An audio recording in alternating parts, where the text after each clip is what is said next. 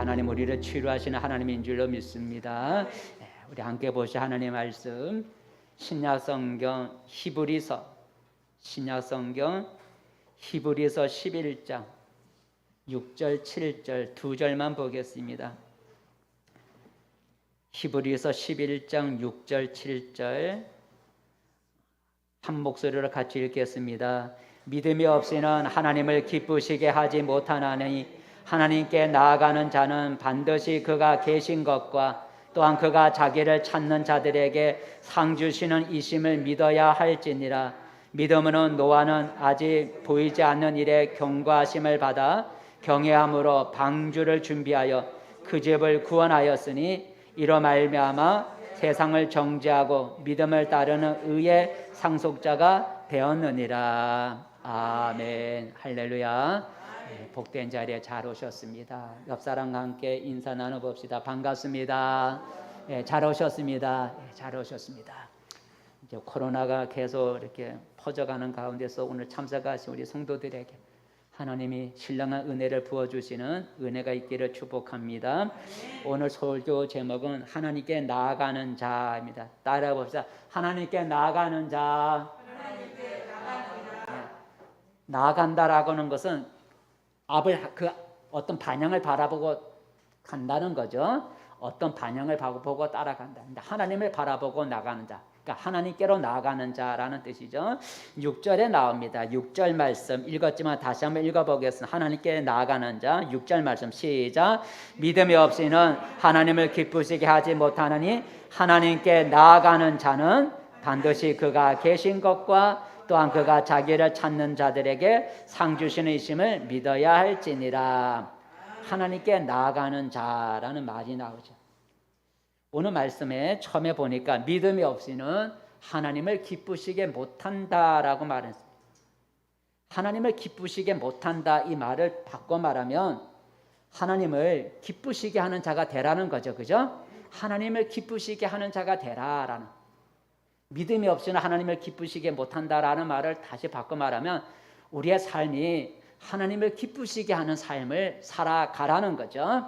그래서 사도 바울도 우리는 하나님을 기쁘시게 하는 자가 되어야 된다라는 말을 하는데 한번 읽어보겠습니다. 데살로니가 전서 4장 시작. 우리가 이와 같이 말하면 사람을 기쁘게 하려 함이 아니요 오직 우리의 마음을 감찰하시는 하나님을 기쁘게 하려 하십니다. 사람을 기쁘게 하려 함이 아니요 하나님을 기쁘시게 하려 함이라라는 오늘 사도 바울도 말을 했죠. 하나님을 기쁘시게 하는 자가 되라라는 말을 합니다. 여러분 교회를 다닌다고 해서 다 똑같은 신자가 아니라는 거죠. 하나님을 기쁘시게 하는 신자가 있는가 하면 그 반면에 하나님을 근심시키거나 하나님을 진노하게 하는 신자도 있다는 거죠. 대표적으로 성경에 보면 애굽에서 구원받은 이스라엘 백성들이 광야에서 하나님을 향해 원망 불평을 많이 해서 하나님을 화나게 하고 하나님을 진노케 했던 것을 볼 수가 있습니다. 우리는 하나님을 기쁘시게 하는 성도가 되어야 합니다. 그래야 복을 받을 수가 있어요. 우리가 하나님을 기쁘시게 하면 하나님이 우리에게 복을 주셔요. 그죠? 우리가 부모의 마음을 기쁘게 하면 부모가 자식에게 복을 주잖아요. 자식이 부모의 마음을 기쁘게 하면 부모는 아낌없이 줘요. 마찬가지 하나님도 우리가 하나님을 기쁘시게 하면 하나님이 우리에게 복을 줘요. 읽어볼까요? 시편 37편 4절 시편 37편 4절 시작. 여호와를 기뻐하라 그가 내 마음의 소원을 내게 이루어 주시리로다. 그래서 우리 마음의 소원을 이루어 준다는 거죠. 우리가 하나님을 기뻐하고 하나님을 기쁘시게 하면 하나님이 우리 마음의 소원을 이루어 주신다 그랬어요. 그런데 어떻게 해야 하나님을 기쁘시게 할 수 있다고 했습니까? 믿음이 있어야 기쁘게 한다는 거죠. 믿음이 있어야 하나님을 기쁘시게 한다는 거예요. 믿음이 있어야. 하나님을 기쁘시게 하는 삶을 살아야 되는데 믿음이 없이는 하나님을 기쁘시게 못한다 그랬어요. 믿음이 있어야 하나님을 기쁘시게 한다 그랬어요. 그래서 오늘은 본문은 하나님을 기쁘시게 하는 믿음이 무엇일까라고 하는 것을 두 가지를 말해주고 있죠. 하나님을 기쁘게 해야 되는데 하나님을 기쁘시게 하려면 믿음이 있어야 된다. 믿음이 있어야 하나님을 기쁘시게 한다. 하나님을 기쁘시게 하는 믿음은 뭘까? 여러 가지 있지만 오늘 본문에는 하나님을 기쁘시게 하는 믿음 두 가지를 말해주고 있어요. 그것은 바로 6절에 보니까 오늘 본문 보니까 하나님께 나아가는 자는 반드시 그가 뭐한 것과 계신 것과 또 자기를 찾는 자들에게 상 주신이심을 믿어야 할지니라. 두 가지 믿음.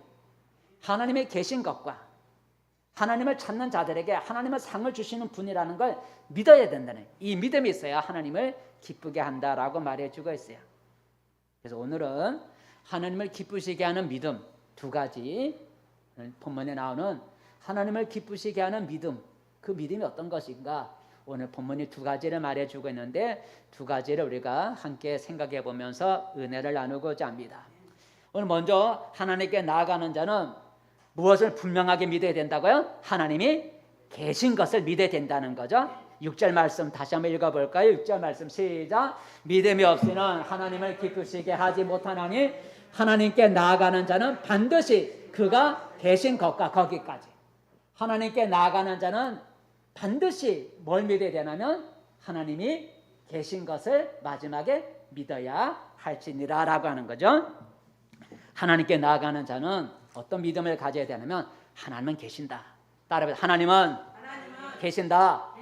하나님은 살아계신다. 이걸 믿어야 된다는 거죠. 이 믿음이 있어야 하나님을 기쁘게 한다. 하나님의 존재를 믿어야 된다는 거예요. 그래서 반드시라는 말을 썼어요.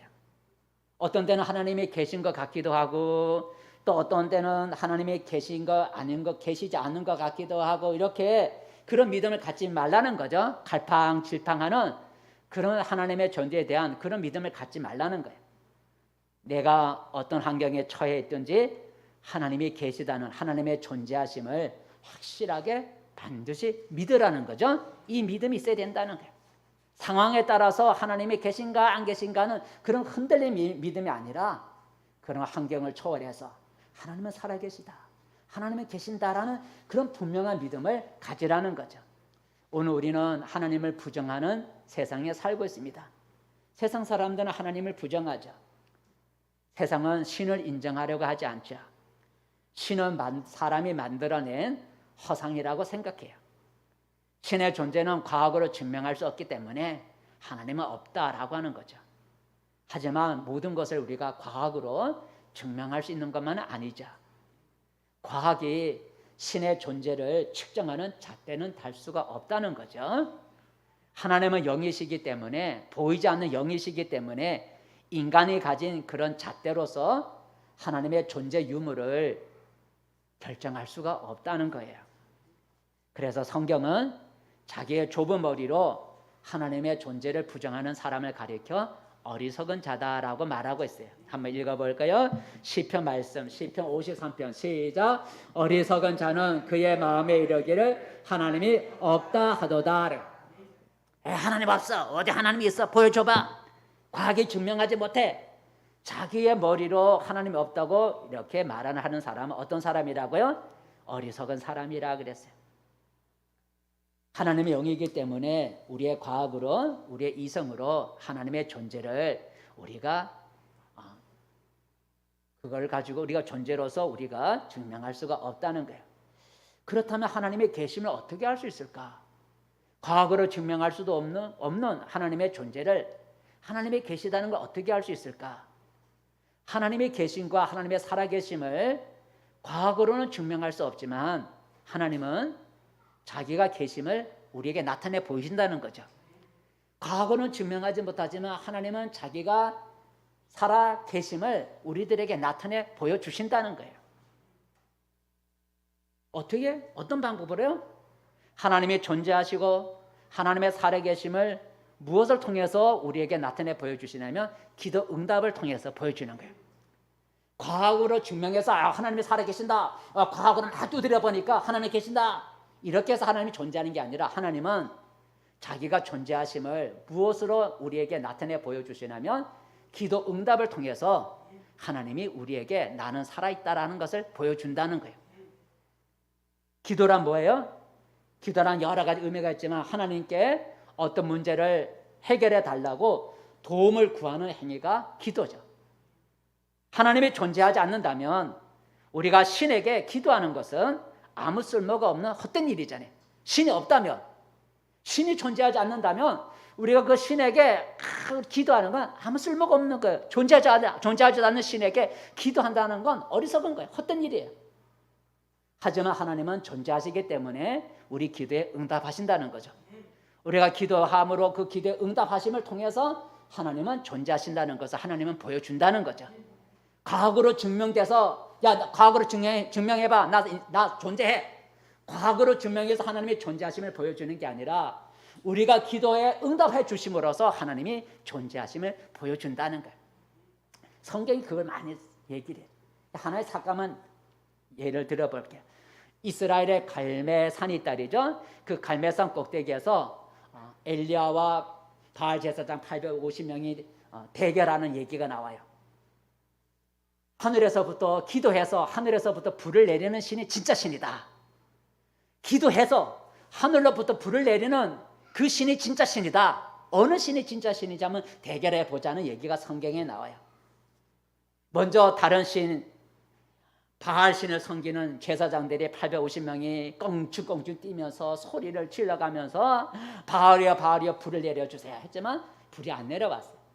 저녁 때가 되었을 때 엘리야 혼자가 돌로 제단을 쌓아놓고 그리고 제단 위에다 송아지를 각을 떠서 쪼개서 각을 떠서 쪼개서 그 제단 위에다 송아지 한 마리를 올려놓았어요.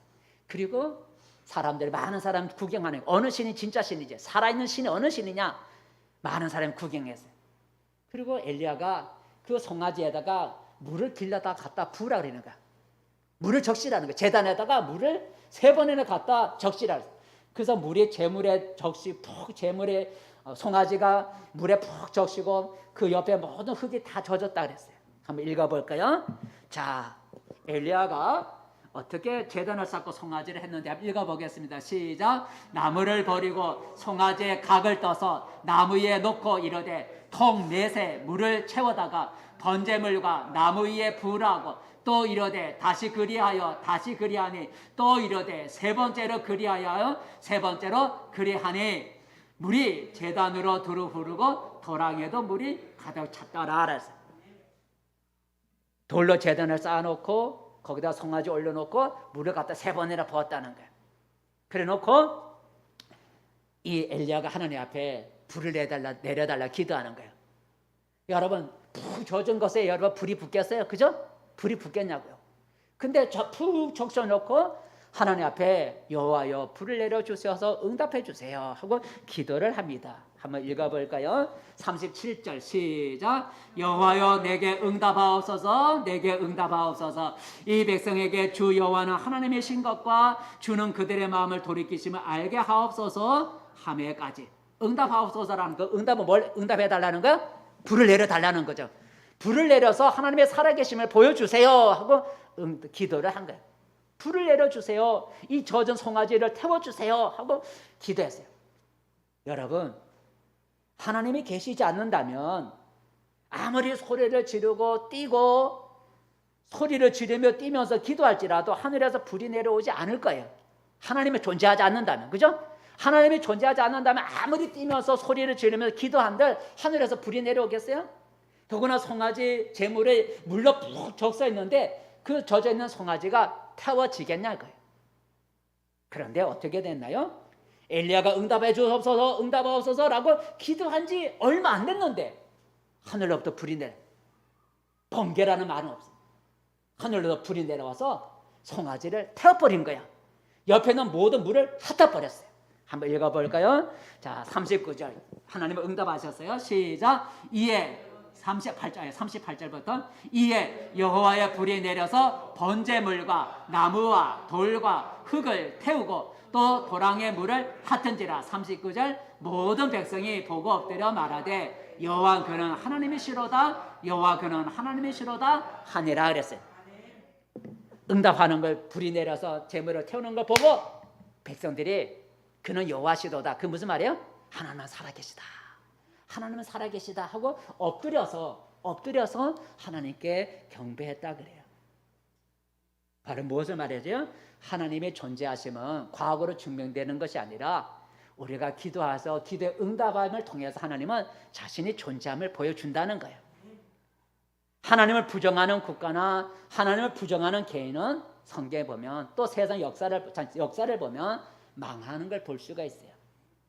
살아계신 하나님이 자기를 부정하는 그 나라와 그 개인을 하나님이 내버려 두지 않고 나중에 심판하셔요.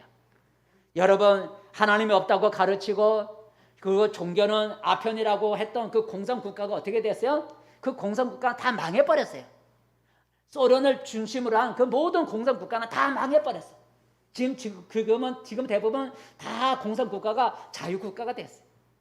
지금은 공산국가란 말이 없고 사회주의 국가가 몇 개 남아있어요.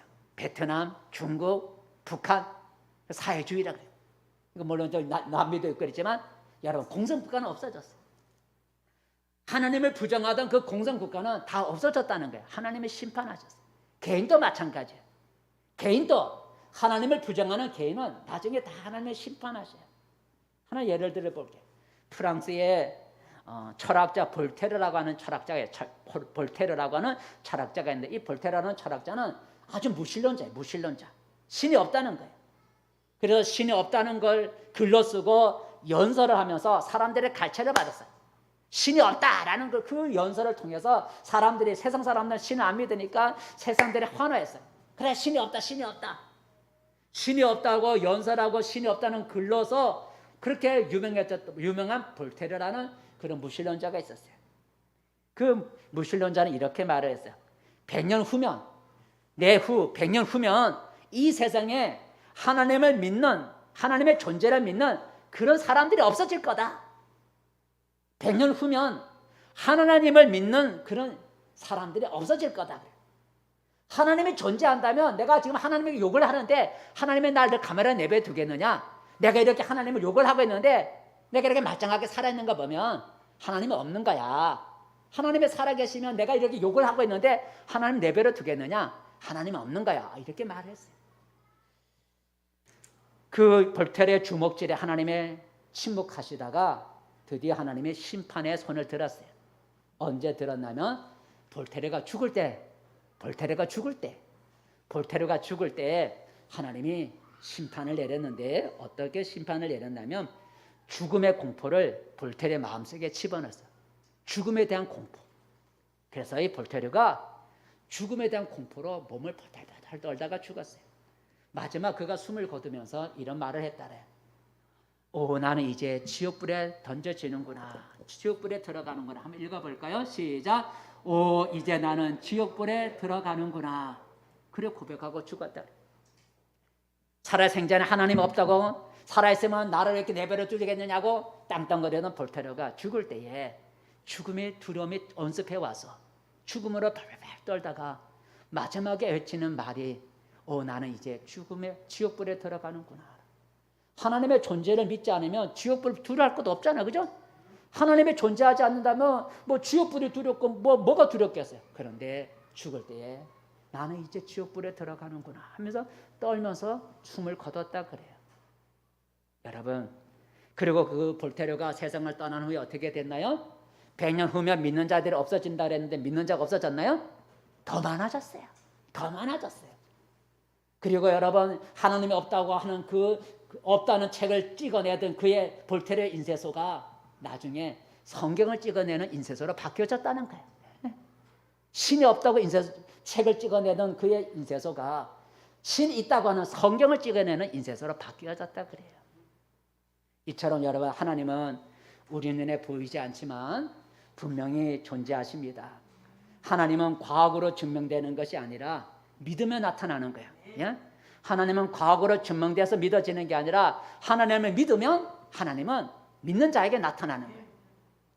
그 내가 하나님의 존재를 믿고 하나님을 인정할 때에 하나님은 자신을 나타내 보여주시는 거예요. 그래서 하나님 어디 계시냐라고 하는 하나님에 대한 불신을 갖는 사람은 하나님이 나타내 보이질 않는 거예요. 하나님이 살아계시면 안 보여요. 믿지 않는 사람에게 하나님이 나 있다 이렇게 보여주질 않는다는 거죠. 하나님은 자기를 인정하는 자에게 자신의 존재함을 나타내 주신다는 거예요. 그래서 소설가 톨스토이는 이런 말을 했다 그랬지. 한번 읽어볼까요? 시작. 하나님을 찾지 않는 사람들의 눈에는 하나님이 존재하지 않는다. 하나님을 구하라. 그리하면 하나님이 그대 앞에 나타나리라 그랬어요. 유명한 톨스토이가 말했어요. 하나님을 부정하는 사람, 하나님을 찾지 않고 부정하는 사람에게는 하나님이 존재하지 않는다. 그러나 하나님을 찾는 자에게는 하나님이 나타내신다는 거예요. 다시 한번 읽어볼까? 시작. 하나님을 찾지 않는 사람들의 눈에는 하나님이 존재하지 않는다.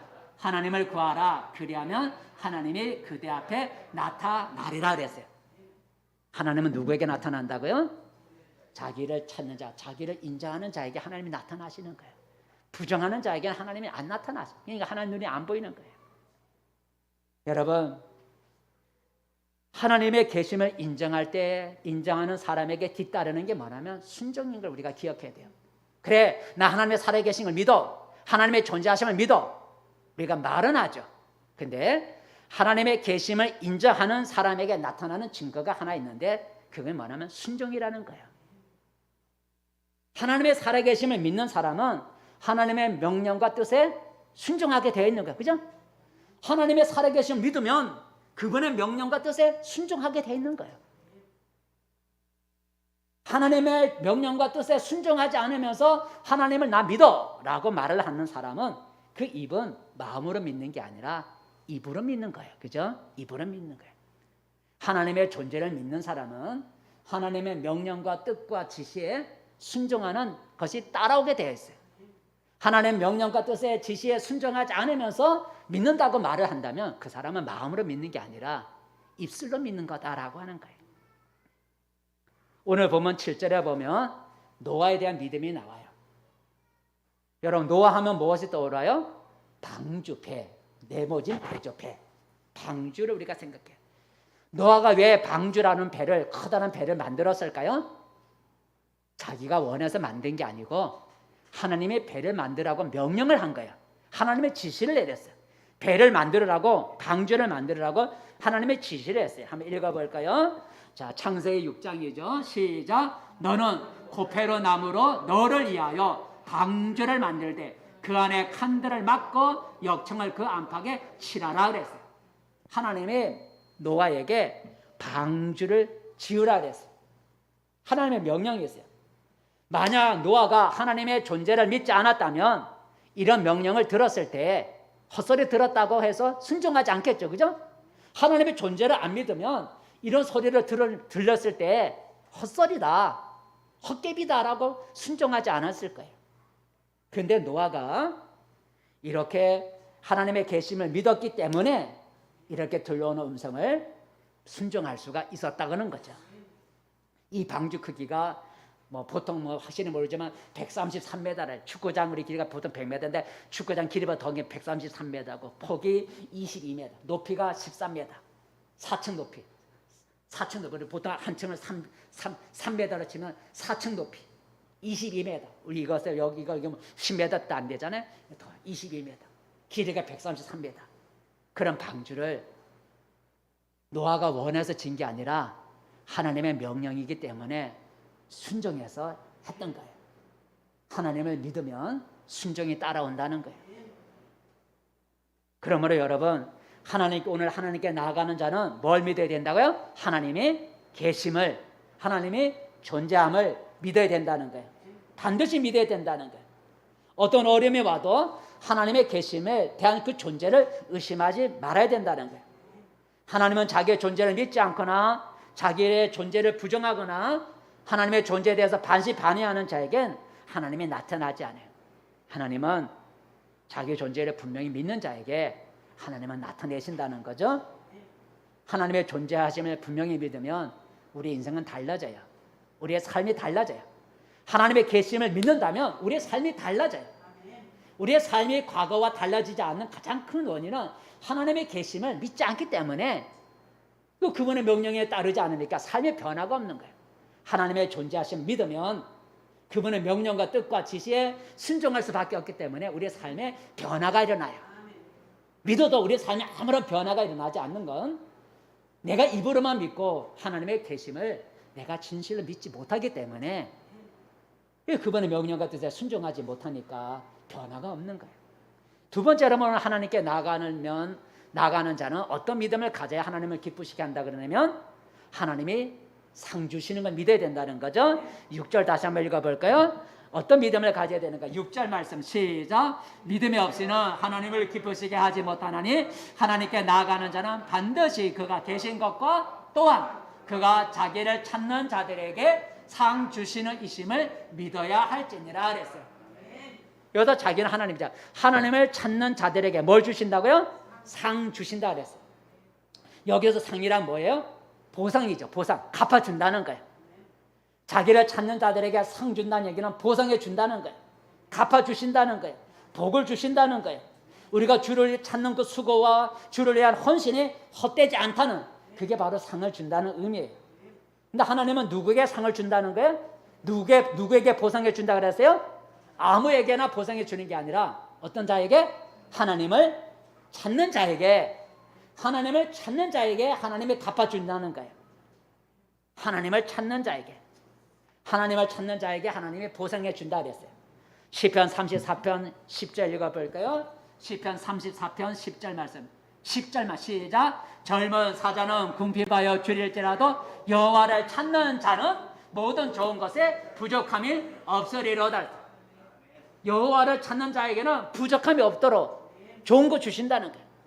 그냥 하나님을 찾는 자, 여호와를 찾는 자에게 부족함이 없이 채워준다는데, 하나님을 찾는다는 게 뭘까? 하나님을 찾는다는 건 하나님을 경외한다는 거예요. 하나님을 경외한다는 거예요. 그게 9절에 나와 있어요. 9절 말씀 읽어보겠습니다. 시작. 방금 읽은 시편 9절 시작. 너희 성도들아 여호와를 경외하라. 그를 경외하는 자에게는 부족함이 없도다 그랬어요. 10절에서는 어떤 사람이 부족함이 없다 그랬어요? 10절에서는 여호와를 찾는 자들에게 부족함이 없다 그랬어요. 근데 9절에서는 어떤 자에게 부족함이 없다고요? 여호와를 경외하는 자에게 부족함이 없다 그랬어요. 그러니까 여호와를 찾는 자란 어떤 사람을 말하는 거라고요? 여호와를 경외하는 사람을 여호와를 찾는 자라 그래요. 경외라고 하는 게 뭐예요? 존경과 두려움을 가지고 섬긴다는 거예요. 하나님을 두려워하는 마음으로, 하나님을 존경하는 마음을 가지고 섬기는 걸 경외라 그래요. 두려움을 갖고 또 존경심을 갖고 섬기는 걸 우리가 경외라 그래요. 하나님을 찾는 자에게 상 주시는 이심을 믿어야 할지라 할 때 그 하나님을 찾는다는 의미는 여호와를 경외한다는 거예요. 존경과 두려움을 가지고 하나님을 섬기는, 그렇게 경외하는 자를 찾는 자이고, 그런 자에게 복을 주신다는 거예요. 오늘 7절에 노아를 보십시오. 노아가 하나님의 명령에 순종해서 방주를 지었어요. 이게 여호와를 경외하는 마음이죠. 그죠? 하나님을 경외하는 마음이에요. 하나님을 경외하는 마음으로 노아가 순종해서 방주를 지었더니 어떻게 되었나요? 하나님의 제약으로 가득한 이 세상을 물로 심판할 때 그 물심판에서부터 구원을 받은 거죠. 그래서 오늘 본문 7절에 보니까 뭐라 그랬냐면 7절에 보니까 방주를 준비하여 그 집이 구원함을 받았다는 거예요. 하나님이 보상해 준 거예요. 자기의 명령에 순종한 그 노아의 가정을 물로 심판하는 그 심판 가운데 그 가정을 하나님이 구원해 줬다는, 보상해 줬다는 거예요. 여러분, 이처럼 하나님은 자기를 찾는 자, 그 자기를 경외하는 자에게 하나님은 상을 주세요. 보상해 줘요. 갚아줘요. 복을 내려줘요. 그래서 하나님은 경외하는 자에게 복을 주시기 때문에 이렇게 말씀하셨어요. 어떻게 말씀하셨는가요? 예레미야 32장을 보겠습니다. 예레미야 32장 시작. 자기들과 자기 후손의 복을 위하여 항상 나를 경외하게 하고 내가 기쁨으로 그들에게 복을 주되 분명히 나의 마음과 정성을 다하여 그들을 이 땅에 심으리라 그랬어요. 하나님은 나와 내 자손에게 복을 주기를 원하는 거예요. 이 복을 받기 위해서 뭐 하라 그랬어요? 자기와 자기 후손이 항상 여호와를 어떻게 하라고요? 경외하라 그랬어요. 하나님은 우리에게 복을 주기 원하는 거예요. 복을 받기 위해서 나와 내 자손이 항상 여호와를 경외하라는 거예요. 그리하면 하나님이 복을 주시되 마음과 정성을 다해서 이 땅에서 심어주겠다 그래요. 복을 주겠다는 거예요. 항상 경외하라 그랬어요. 나와 내 자손이, 나와 내 후손이 하나님을 항상 경외하라 그랬어요. 그래서 우리는 나만이 하나님을 섬기는 게 아니라 나의 자녀들도 함께 하나님을 경외하도록 우리가 가르치고 인도해야 되는 거예요. 그래서 제가 기도할 때마다 믿음의 가정이 되게 해주세요라고 기도를 해요. 믿음의 가정이 되게. 나 홀로 믿는 신앙이 아니라 나와 내 후손이 복을 받기 위해서 믿음의 가정이 되어야 되는 거예요. 내 가정, 내 자녀들이 믿지 않는 걸 가슴 아파하면서 내 자녀들이 하나님의 복을 받게 만들기 위해서 내 자녀들도 하나님을 항상 경외하도록 가르치고 인도해야 되는 거예요. 왜냐하면 하나님은 나와 내 후손에게 복을 주신다는 거예요. 그 복을 받기 위해서 항상 경외하라는 거예요. 그래서 우리는 나만 섬기는 것으로 끝나는 게 아니라 내 자손들이 복을 받기 위해서 내 자녀들이 항상 하나님을 경외하도록 그렇게 가르치고 인도하고 권면해야 되는 거예요. 그게 우리의 사명이에요. 우리 주변에 하나님을 경외함으로, 하나님을 찾음으로, 하나님을 찾고 또 하나님을 경외함으로 문제를 해결받고 복받은 사람들의 참 얘기가 많잖아요.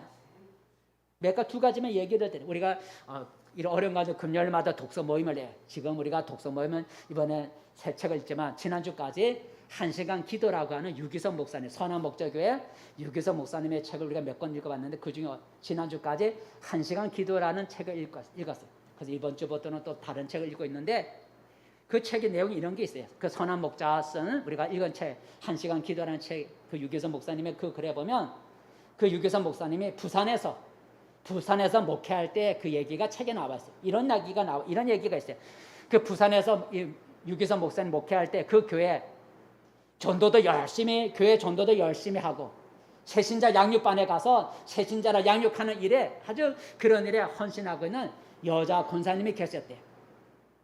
근데 그 남편도 권사님이다. 그 남편 권사님이 IMF 터졌다. 그러니까 이 책에 쓴 목사님이 글이니까 오래된 얘기겠죠. IMF 때 이 남편 되시는 권사님이 실직을 당했다는 거야. IMF 때문에 남편이 실직을 당했대. 그래서 갑자기 실직을 당해갖고 집안 사정이 참 어렵게 됐다는 거죠.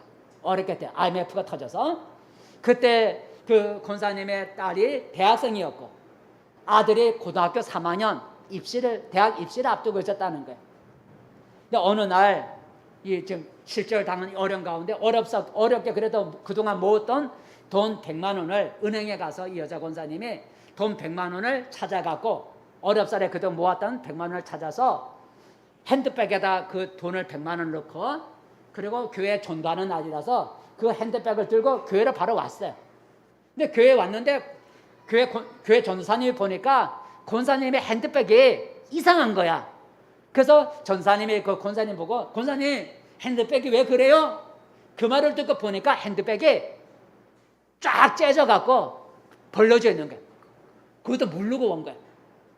버스를 타고 오면서 버스 안에서 소매치기를 당한 거야. 근데 권사님 모르는 거죠. 소매치기는 소리 없이 빼가니까 100만 원. 그 어렵게 준비해 그 어려운 가운데 마련한 100만 원. 자녀들의 그 학비를 위해서 그래 준비해 놓은 돈인데. 그 돈이 없어지고 핸드백이 쫙 벌려진 걸 보니까 하늘이 노랗게 되고 서 있을 수 있는 힘이 없더라는 거죠. 근데 그 시간에 교회에서 새신자 양육반이 있어서 자기가 양육하는 새신자가 기다리고 있어서 그 새신자를 가르쳤다는 거 아니겠어요? 여러분 돈 100만 원 잊어버렸으면 뛰쳐가야 되잖아요. 집에 가야죠. 근데 새신자가 기다리고 있기 때문에 그 새신자 양육을 해주고 그리고 집에 돌아가서 입을 뒤집어서 울었다는 거죠. 자, 이제 저녁쯤 돼서 유교서 목사님의 전사님을 통해서 권사님이 이런 소매치기 당했다는 얘기를 들었어요. 그 권사님 지금 어려운 거 형편도 아시니까 유교서 목사님이 그 권사님을 위로할 겸해서 전화를 했어요. 권사님 힘드시죠? 이렇게 위로를 하려고 전화를 했는데 오히려 권사님이 밝은 목소리로 이렇게 말을 하더랍니다. 목사님 괜찮아요. 저 마음을 극복했어요. 하나님이 역사할 줄로 믿습니다. 위로하려고 전화했는데 오히려 그 목사님 목소리가 아주 밝게 목사님에게 저 이제 극복했어요. 하나님이 책임져 주실 거예요. 이렇게 아주 밝은 목소리를 말을 하더라는 거죠. 권사님도 처음에는 집에 돌아가서 주님의 일을 내가 열심히 하느라고 했는데 왜 하나님이 나에게 100만 원 안 지켜주냐고, 왜 100만 원 안 지켜주냐고, 내가 주님을 위해서 이렇게 열심히 봉사도 했는데 왜 100만 원 안 지켜주냐고 처음에는 원망하는 기도가 나왔다는 거죠. 근데 기도하다 보니까 내가 예수 믿으라고 다른 사람에게 전도도 하고 또 새신자에게 신앙생활 잘하라고 이렇게 가르치기도 하는 난데 내가 이런 돈 100만 원 이거 잊어버렸다고 해서 이렇게 내가 울고 있다니 이게 믿음인가? 내가 지금까지 믿어온 내가 가지고 있는 믿음이 이 정도밖에 되지 않는가? 이 100만 원 잃어버렸다고 하나님 원망하고 이렇게 하는 이게 내 믿음인가? 라는 생각이 나타나는 거죠. 그래서 내 믿음이 이 정도밖에 안 되냐? 라는 생각이 들어서 마음을 다잡고 자리를 얼른 일어나 자리를 정돈하고 그리고 이렇게 기도를 했답니다. 하나님, 주님, 정말 저는 대책이 없지만 주님께 모든 걸 맡깁니다. 저는 대책이 없지만 주님께 맡깁니다. 라고 기도를 했대요. 그리고 저녁에 가족들이 모였을 때 얘기를 했다는 거죠. 이렇게 내가 100만 원을 소매치기 당했다라고 얘기를 했대요. 근데 가족들이 그거 왜 100만 원 잊어먹었어? 그거 왜 교회 가갖고 전도한다 그래서 잊어먹었어? 이렇게 하지 않고 가족들이 일을 해줬다는 거죠. 근데 돈이 없으니까 이제 딸이 휴학을 해야 되잖아. 휴학. 돈이 없으니까. 그래서 이 딸이, 대학생 딸이 휴학을 신청하려고 학교를 찾아갔다는 거야. 그 책에 나오는 거야. 학교를 찾아가래. 학교를 찾아갔더니 학교에서 말하기를 성적 우수자로 1년 장학금이 나왔다고 알려주더라는 거예요. 휴학을 돈이 없어서 휴학하려고 갔더니 학교에서 말하기를 성적이 우수해서 1년 장학금이 나왔다고 알려주더라는 거야. 휴학할 필요가 없잖아요. 아들은 어떻게 됐겠어요? 아들 대학교 입시를 시험을 봤어요. 고3이니까 시험을 봤어요. 근데 어느 대학이 나오지 않지만 그 책이 나오지 않지만 의대에 신청을 했는데 수석이 됐어요. 수석이. 그래갖고 학교에서 의대는 6년인가 봐. 6년 전에 장학금 그리고 플러스 미국 유학까지 보장해 주는 그걸 받았다는 거예요. 100만 원 잊어버렸지만 하나님을 경외하고 하나님을 찾는 그 권사님 보상해 줬다는 거야. 휴학하려는 딸에게 성적 우수자로 1년 장학금을 주고 아들이 시험을 쳤는데 의대에 수석으로 붙어갖고 1년이 아니라 6년 전액 장학금에다가 미국 유학까지 보장할 때는 하나님이 갚아줬다는 게 우리가 그 읽은 책에 나와요. 여러분, 하나님이 살아계신 걸 보여주는 거예요. 하나님은 자기를 찾는 자에게, 자기를 경외하는 자에게 살아계신 하나님은 보상해 준다는 거예요. 또 하나 얘기가 있어요. 다른 얘기인데 이거는 그 책에 있는 게 아니고요. 송수영이라고 하는 성도가 있어요. 송수영. 그 송수영이라는 성도님은 회사에서 부장으로 진급돼서 부장으로 진급하니까 직장 생활에 혼신을 다하느라고 신앙 생활을 제대로 못하는 거예요.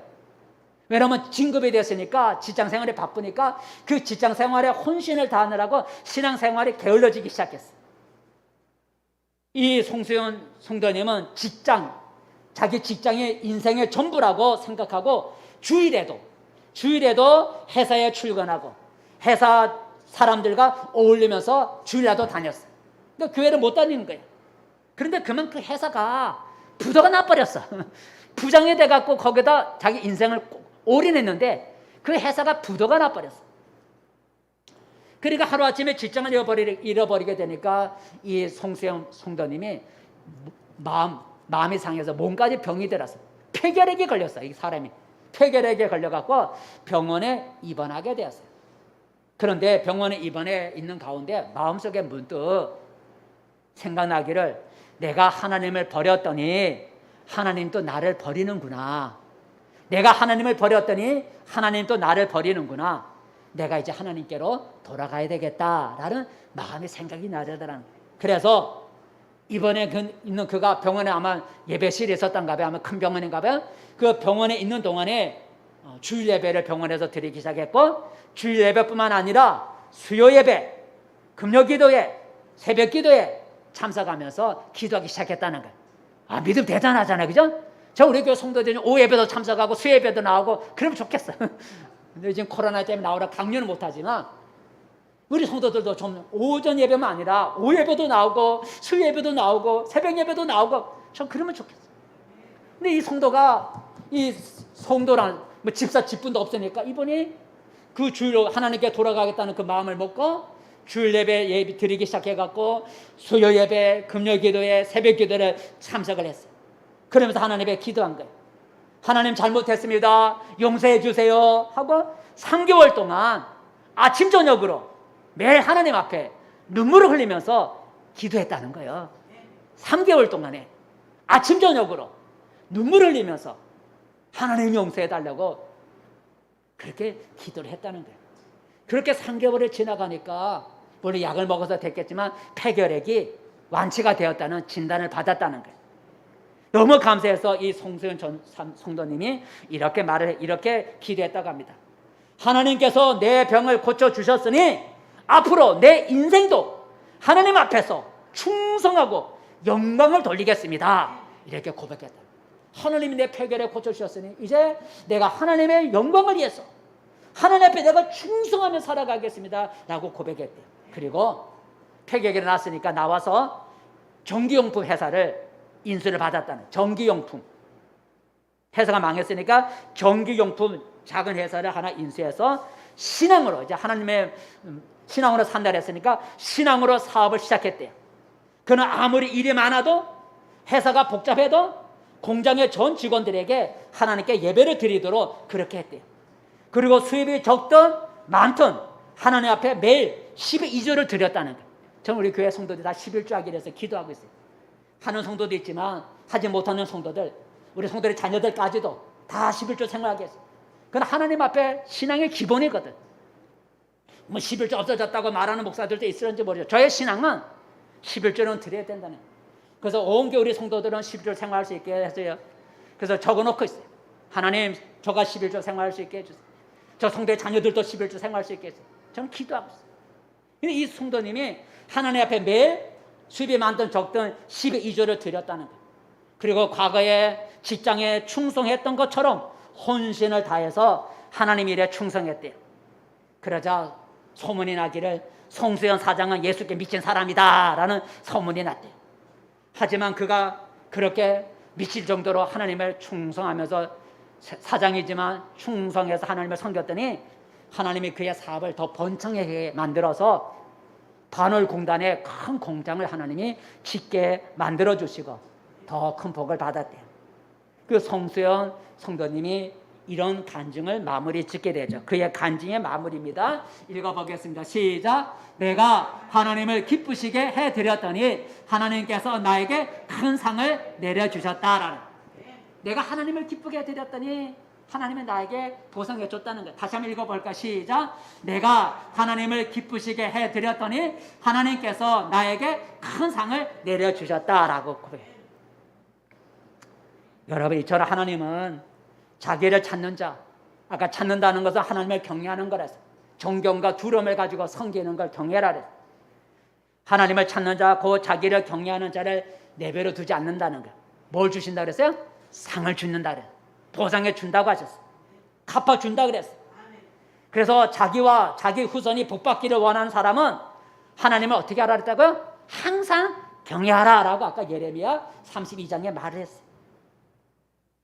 우리가 힘과 마음과 정성을 다하여 하나님을 찾지 아니하고 하나님을 경외하지 못하기 때문에 하나님께로부터 보상을 못 받는 거예요.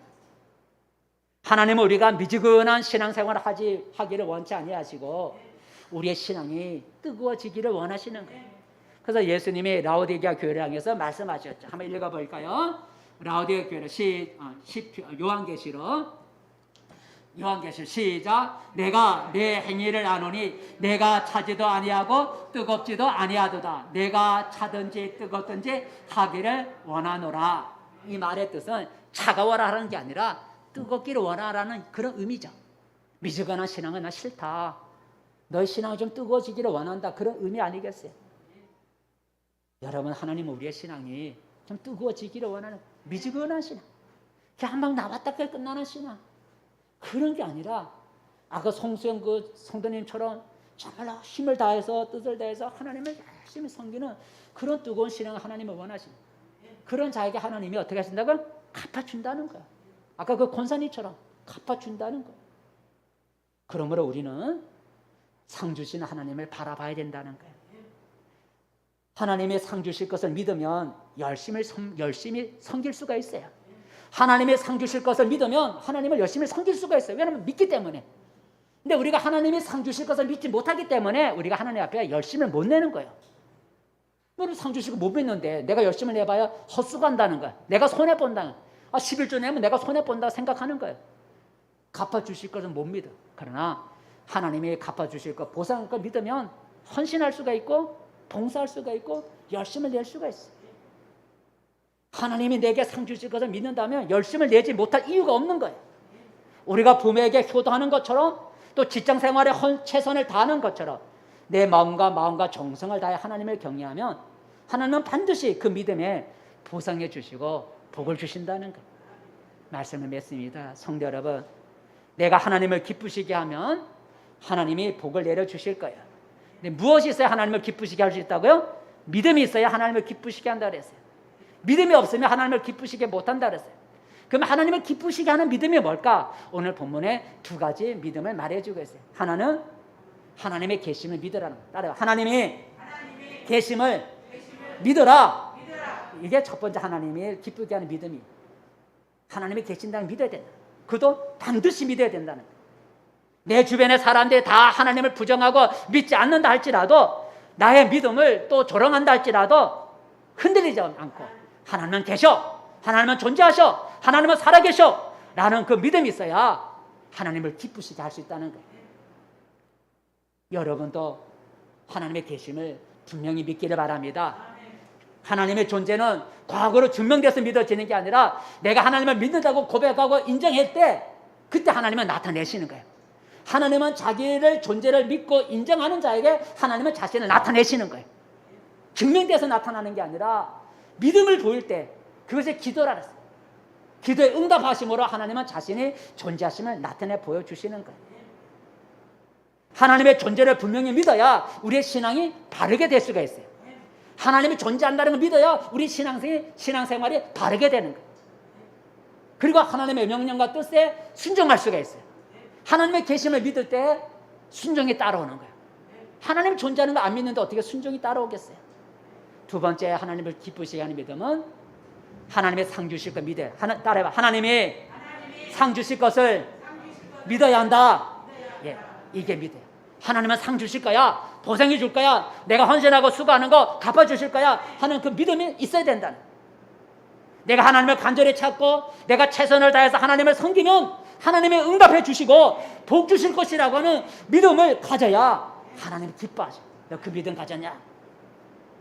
하나님의 상 주실 것을 믿지 못하면 하나님께 헌신할 수 없고 주님께 열심을 낼 수가 없는 거예요. 성도 여러분, 이제 하나님을 기쁘시게 하는 이 두 가지 믿음을 가질 수 있기를 바랍니다. 6절 다시 한번 읽어보면서 두 가지 믿음이 무엇인지 다시 한번 점검해 봅시다. 6절 말씀 시작. 믿음이 없이는 하나님을 기쁘시게 하지 못하나니 하나님께 나아가는 자는 반드시 그가 계신 것과 또한 그가 자기를 찾는 자들에게 상 주시는 이심을 믿어야 할지니라 그랬어요.